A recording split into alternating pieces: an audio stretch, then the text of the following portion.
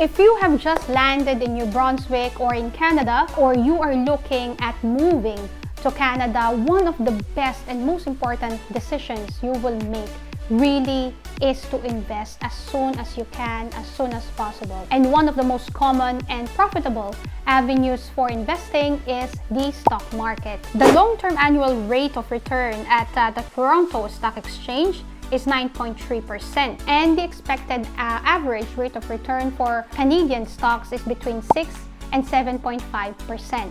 Rate of return essentially is the change of the value of the investments. For example, you invested $100 in a certain stock. At the end of the year, you can expect that the value of your investment should increase from 100 to 106 up to $107.5 by the end of the year, and that is what you call the rate of return. And this is for the Toronto Stock Exchange. Now, the biggest and the most profitable stock exchange in the world is the New York Stock Exchange, and thus the New York Stock Exchange being the biggest market by capitalization in the world, I certainly urge every one of you to participate in this stock market. The average rate of return at the US stock market is about 10% annually. Now, if you wonder on how will you invest, what will you buy? Will you buy stocks? Will you buy index funds? Will you buy mutual funds? Will you buy ETF or the exchange traded funds? I know that this can be confusing, really,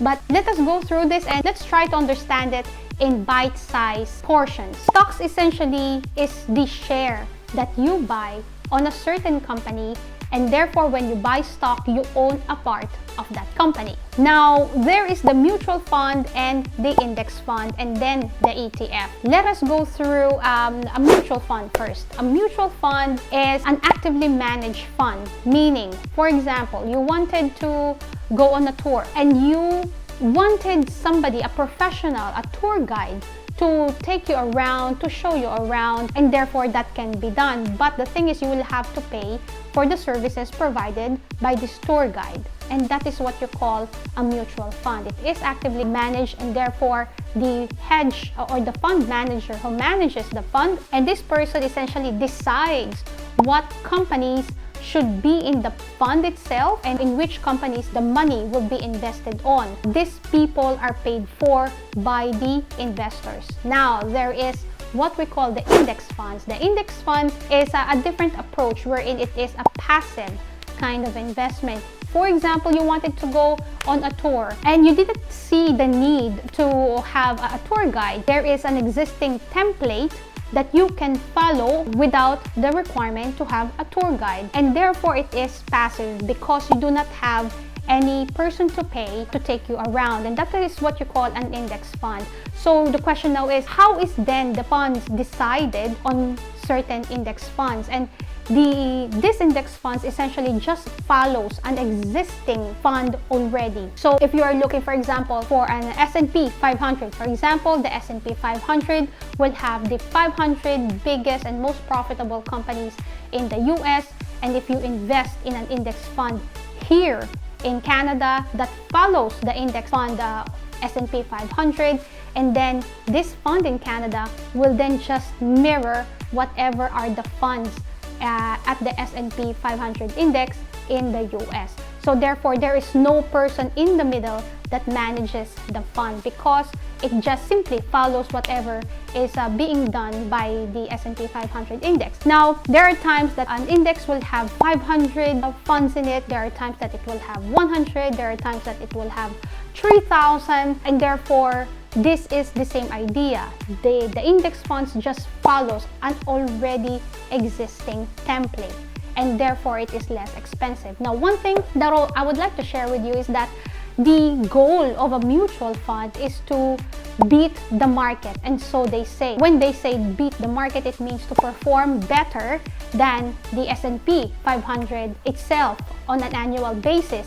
And the truth of the matter is, no mutual fund had ever performed better than the market or the S&P 500, let's say, because of the cost of the mutual fund, because there are many costs involved in the mutual fund that an investor will have to pay, and therefore no mutual fund, if there's very little. And to me, truly, if you are risk averse and you do not have the time to evaluate or understand a company, you'd rather invest your money in a pool of funds, I certainly recommend that you choose an index fund over a mutual fund. Now let us compare exchange-traded fund with a mutual fund.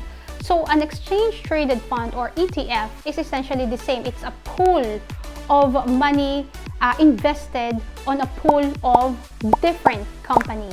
The difference is that between mutual fund and ETF is that ETF is traded any time of the day. As long as the stock market is open, you can buy and sell an ETF unit. The mutual fund, on the other hand, is only bought and sold at the end of the day. So you cannot trade it the entire day when people are trading. I would say that there are benefits to an ETF really, because if something happens and the market collapses, you do not have to wait until the end of the day to buy a fund or a unit or to sell the unit, whatever your strategy is, and therefore you have the freedom to trade it if you are invested on ETF. So then, after having explained the differences amongst stocks, ETF, index funds, and mutual funds, the next question is, which one do you buy really? I would say that this would be dependent on your tolerance, on your patience, on how risk averse you are. If you are kind of person who gets really scared whenever you see the stock fall from 100 to 50, and the tendency for you is to sell instead of buy, then I would certainly recommend that you do not buy stocks.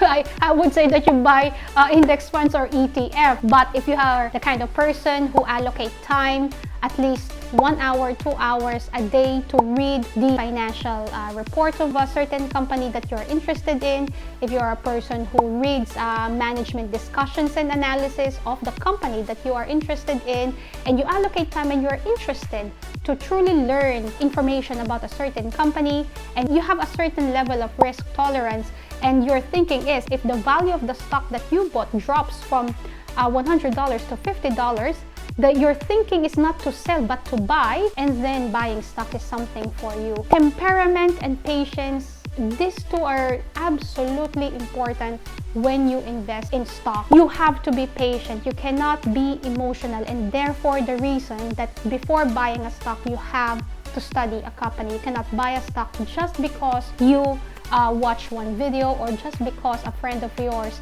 said that it is a good stock to buy. You have to understand the company for yourself. And last but certainly not the least, I certainly recommend that if you buy ETF, index, mutual, or stocks, if it's US asset, you buy it under RRSP. If it's a local one, you can certainly buy it using your TFSA because of tax advantages in these two kinds of accounts. I actually did a video about investing, common mistakes of immigrants when it comes to money. I will link that video in the description below if you want to know more. Thank you very much for watching this video. I hope that you gained value in this video.